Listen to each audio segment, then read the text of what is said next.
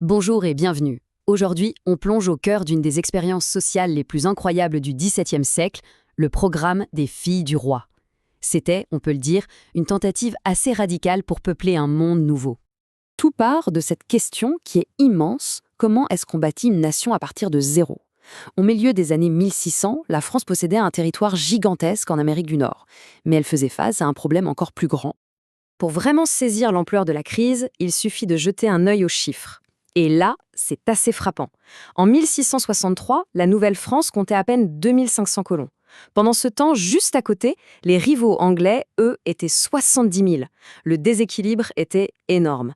L'avenir de la colonie française ne tenait vraiment qu'à un fil. Et le problème était encore plus profond que ça. En fait, c'était une colonie de célibataires. Pour chaque femme en âge de se marier, il y avait entre 6 et 14 hommes.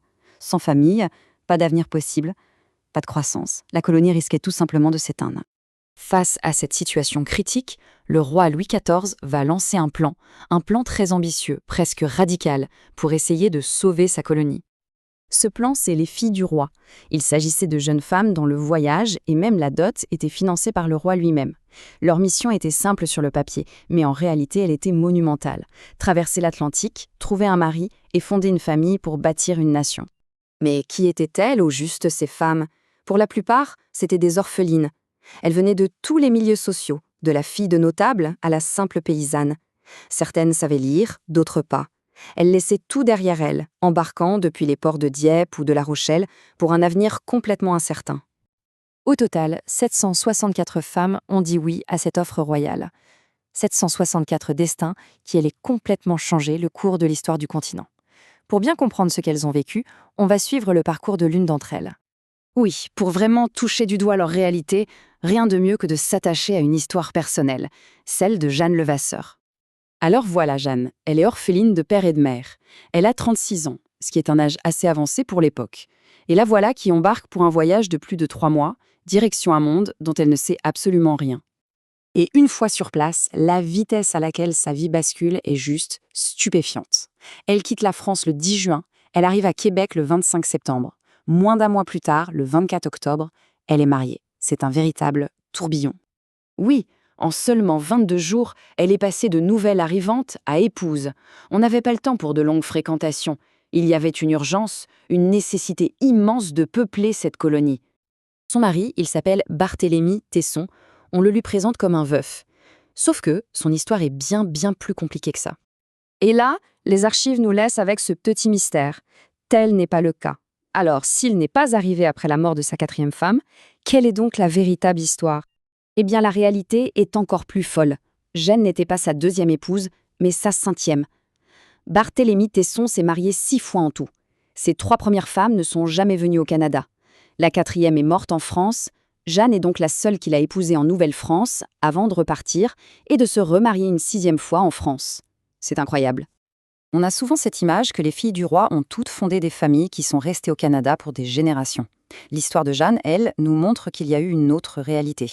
Moins de 4 ans après son arrivée, le couple commence à tout vendre. En 1670, c'est leur terre. En 1671, leur maison.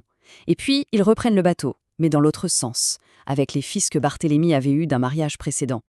Le voyage de Jeanne se termine donc en France. Elle meurt à La Rochelle à 42 ans, et elle n'a pas eu d'enfant.